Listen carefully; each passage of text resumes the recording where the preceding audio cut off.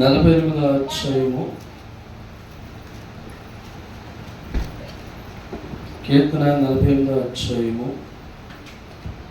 మొదట వచ్చిన ఒకసారి చూసుకుందాం. మన దేవుని పట్టణమందు ఆయన పరిశుద్ధ పర్వతమందు యెహోవా గొప్పవాడును బహు కీర్తనీయుడై ఉన్నాడు. చదువు. ఉత్తర దిక్కున మహారాజు పట్టణమైన సియోను పర్వతము రమ్యమైన ఎత్తుగల చోట ఉంచబడి సర్వభూమికి సంతోషకరముగా ఉన్నది. చాలు. దేవుడి స్తోత్రం. హల్లెలూయా. ఎక్కువసేపు చెప్పలేండి, 2 మాటలు అందించి నాకు ఆకలి అవుతుంది, మీకు ఆకలి. దేవుడి స్తోత్రం. మన దేవుని పట్టణమందు ఆయన పరిశుద్ధ పర్వతమందు యెహోవా గొప్పవాడు బహు కీర్తనుడై ఉన్నాడు. దేవుడి స్తోత్రం. మనం ఎప్పుడు కూడా దేవసనమా మన దేవుడి యొక్క ఉనికిని బాగా పరిశీలన చేయాలి. చాలా సందర్భాల్లో కొంతమంది గురించి బాగా పరిశీలన చేస్తూ ఉంటాం. ఎవరైనా మన ఊర్లో గొప్పవారిగా ఉంటే వారు ఎటువంటి ఆలోచన కలిగి ఉన్నారు, వారి పద్ధతి ఎలా ఉంది, వారి ఆలోచన ఎలా ఉంది, ఈయన సహాయం చేసే మనసు కలిగి ఉన్నాడా, లేదంటే కోపం కలిగిన మనసు కలిగి ఉన్నాడని చెప్పి మనం కొంతమంది వ్యక్తులు పెద్దవారు అనుకున్న వారి గురించి మనం ఆలోచన చేస్తాం, వారిని పసికడతాం, వారిని బాగా మనం ఏం చేస్తామంట, పరిశీలన చేస్తాం. దేవుడి స్తోత్రం. హల్లెలూయా. మనం నమ్ముకున్న దేవుడి యొక్క ఉనికిని కూడా మనం బాగా పరిశీలన చేయాలి. మన దేవుడు ఎవరు, మన దేవుడు ఎలాంటి వారు, ఆయనకి ఏమైనా ప్రేమ ఉందంటావా, ఆయనకి ఏమైనా దయ ఉందంటావా, ఆయనకి ఏమైనా జాలి కలిగిన వాడు ఉన్నాడంటావా, మనుషుల పట్ల ఆయనకున్న అభిప్రాయం ఏంటి, మనుషుల కోసం ఆయన ఏం చేశాడు అని మనము కూడా మనం నమ్ముకున్న దేవుడి యొక్క గుణాన్ని మనం ఏం చేయాలంట, బాగా పరిశీలన చేయాలి. దేవుడి స్తోత్రం. మన ఊరిలో ఉన్న మనకి సహాయపడతాడు అనుకున్న పెద్ద మనిషి యొక్క గుణాన్ని బాగా పరిశీలించి అన్నీ కూడా తెలుసుకున్న తర్వాత మనకు అనుకూలంగా ఉన్న వ్యక్తిగా ఉంటే మన ప్రతిసారి దైవజనమ ఆ వ్యక్తిని కలుస్తూ ఉంటాం.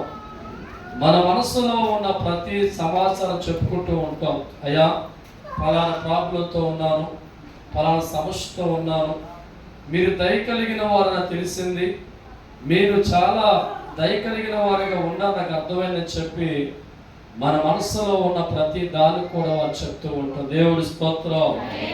అలాగే మన దేవుడు మనసు మనకు అర్థమైంది, మన దేవుడి యొక్క విధానం మనకు అర్థమైంది, మన దేవుడు మన పట్ల ఉన్న ప్రేమ అర్థమైతే, మన దేవుడు మన పట్ల ఉన్న దయ అర్థమైతే, మన దేవుడు మన పట్ల ఉన్న సహకరించే మనసు అర్థమైతే మన ప్రతి సందర్భంలో ఒక ఆయన కలవాలి. ఎవరినండి? ఇది కలవాలి. హల్లెలూయా. హల్లెలూయా. మన దేవుని పట్టణమందు ఆయన పరిశుద్ధ పర్వతమందు యెహోవా గొప్పవాడును బహు కీర్తుడై ఉన్నాడు. దేవుడి స్తోత్రం. నాకు చాలా సందర్భాల్లో యేసుక్రీస్తు నాకు పరిచయం కాకమునుపు ఆయన నాకు అర్థం కాదు. యేసుక్రీస్తు నాకు పరిచయం కాకమునుపు ఆయన ఎవరు నాకు అర్థం కాల. ఆయన ఎంత గొప్ప దేవుడు నాకు అర్థం కాలేదు, ఆయన ప్రేమ నాకు అర్థం కాలేదు, నా పట్ల ఉన్న ఆయన ఉద్దేశం నాకు అర్థం కాలేదు, ఆయన నా పట్ల ఉన్న ఆలోచన నాకు అర్థం కాల. కొత్తగా ప్రభు పరిచయం అయిన తర్వాత ఆయన అర్థం చేసుకోవడం ప్రతిరోజు ఆయన ముందుకెళ్ళేవాడు. దేవుడి స్తోత్రం. హల్లెలూయా. ప్రతిరోజు కూడా ఆయన ముందుకెళ్ళి ప్రార్థన ద్వారా ఆయన మనస్సు గ్రహించడం ప్రారంభించారు. ఇదిగో దీంట్లో దేవుడు మనస్సంతా కూడా రాయబడి ఉంది. ఆయన ఎలాంటి వాడో, ఎంత బలవంతుడో, ఎంత ప్రేమ కలిగిన వాడో, ఆయన భక్తుల వెళితే ఎంత శక్తినిస్తాడో వాక్యాన్ని చదువుకుంటూ ప్రతి దినము కూడా ఆయన ముందుకెళ్ళినప్పుడు నాకు అర్థమైపోయింది దేవుడి శక్తి. దేవుడి స్తోత్రం. హల్లెలూయా. దేవుడి యొక్క ప్రేమ నాకు అర్థమైన తర్వాత, దేవుడి శక్తి నాకు అర్థమైన తర్వాత, నా పట్ల ఆయన ఉన్న ప్రణాళిక నాకు అర్థమైన తర్వాత, నా పట్ల ఉన్న ఆయన ఉద్దేశం నాకు అర్థమైన తర్వాత ఒక్కసారి ఆలోచించడం ప్రారంభించాం. ఇటువంటి దేవుడితో నడిచి వెళ్ళగలిగితే తప్పకుండా ఇటువంటి దేవుణ్ణి సంపాదించగలిగితే, ఇటువంటి దేవుడితో నడిచి వెళ్ళగలిగితే, ఇటువంటి దేవుణ్ణి నా సొంత రక్షకుడిగా మార్చుకోగలిగితే, ఇటువంటి దేవుడి యొక్క శక్తిని నేను పొందుకోగలిగితే, ఇటువంటి దేవుడు నాకే సొంతమైతే హల్లెలూయా. ఆలోచన పెరగడం ప్రారంభించు. ఇంత బలవంతుడినా, ఇంత నిజమే కాంసాభిషేకం మారా, ఇంత శక్తివంతుడా, ఈయన మార్గంలో ఉంటే మనిషి కోసం ప్రాణం పెట్టే అంత గొప్పవాడా, ఈయన్ని నమ్ముకొని ఈయన అడుగులు అడుగులు వేసుకెళ్ళిపోతుంటే ఈ చేతుల్లో ధనం ఉంది, ఆశీర్వాదం ఉంది, ఆరోగ్యం ఉంది, సిరి సంపదలు ఉన్నాయి, పేరు ఉంది, పైగా పెద్ద గిఫ్ట్ ఇద్దని ఏ గిఫ్ట్ అది పరలోకం అని చెప్పాడు. దేవుడి స్తోత్రం. అనుకున్నంత ఎలాగైనా ఈయన కొట్టాలా, ఇది గిఫ్ట్. దేవుడి స్తోత్రం. హల్లెలూయా. ఎలా సంపాదించాలి ఇది? రాజకీయ నాయకుడు మనసు సంపాదించాలంటే వాడి కింద లంచము పైన మంచమే అంతే. దేవుడి స్తోత్రం.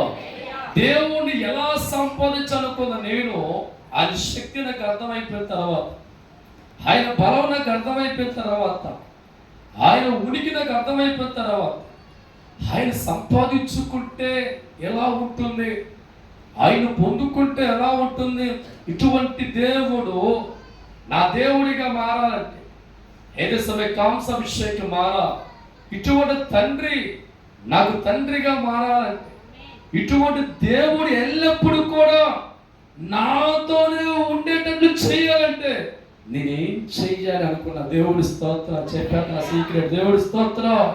హల్లెలూయా, హల్లెలూయా. అనుకున్నాను, ఇది నచ్చిన పనులు చేయాలి. దేవుడి స్తోత్రం. అనుకున్నానమ్మా దైవచనమ్మా, దేవుడిని ఎలా సంపాదించాలి, దేవుడిని ఎలా సంపాదించాలి అనుకున్నానమ్మా దైవచనమ్మా, దేవుడిని ఎలా సంపాదించాలి, దేవుడిని ఎలా సంపాదించాలి. తప్పకూడదు. పండుగ ఉత్సాహంగా ఉందో అవటాలుగా ఉండొద్దు. ఎంత అదృష్టవంతులు. ఇప్పుడు మీకే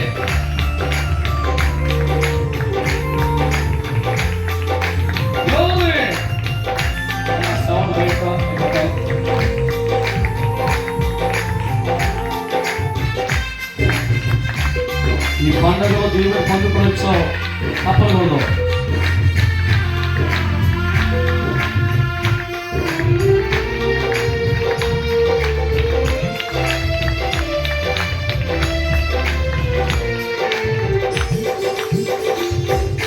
దేవుడిని సంపాదించాలని ఒప్పనకాయ కొట్టాను ఒక దినమున,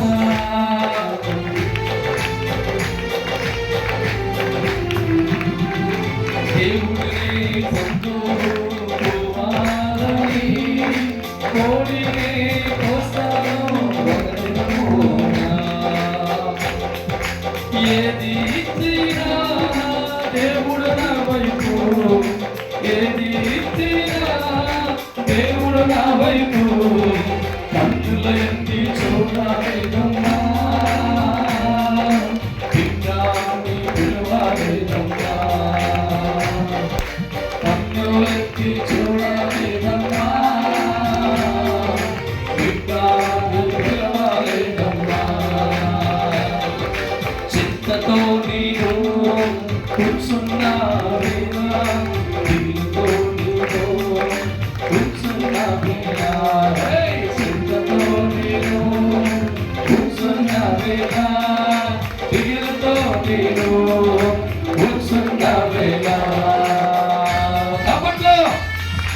నీవు కూడా కొబ్బరిని కొట్టి అంటున్నావా? కాదు అంటున్నప్పుడు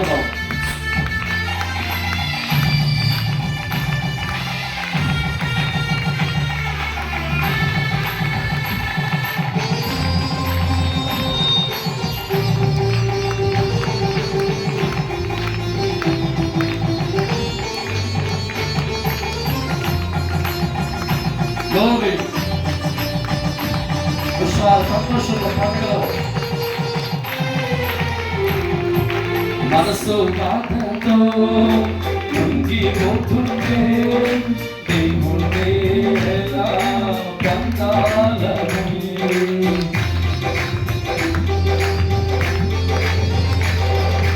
మనసు బాధతో పొంగిపోతుంటే దేవుడే ఎలా పొందాలని నా తండ్రికి ఇష్టమైన వాడిగా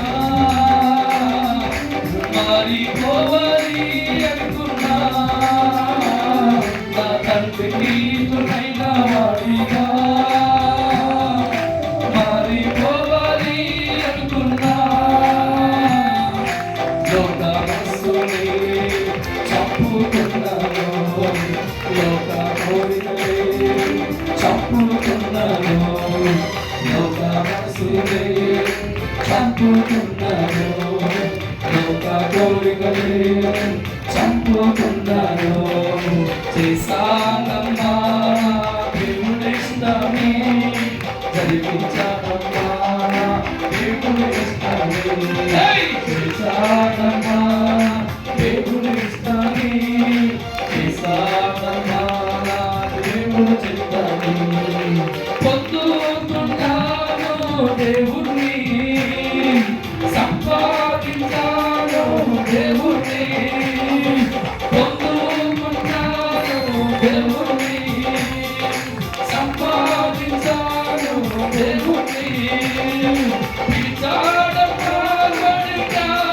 అని పిలిచాడమ్మా కుమారుడా అని పిలిచాడమ్మా వడిగా అని పిలిచాడమ్మా కుమారుడని పరలోకమే వదిలాడమ్మా అన్ని మనసైనా లోని వచ్చాడు పరలోకమే వదిలాడమ్మా అతి మనిషి అయినా వచ్చున్నాను వచ్చున్నాను వచ్చున్నాను వచ్చున్నాను వచ్చున్నాను వచ్చున్నాను ఉంటనే ఉంటా ఉంటనే ఉంటా దేవుడి స్తోత్రం మెది समय कौन सा अभिषेक निकंदर अभिषेक मारा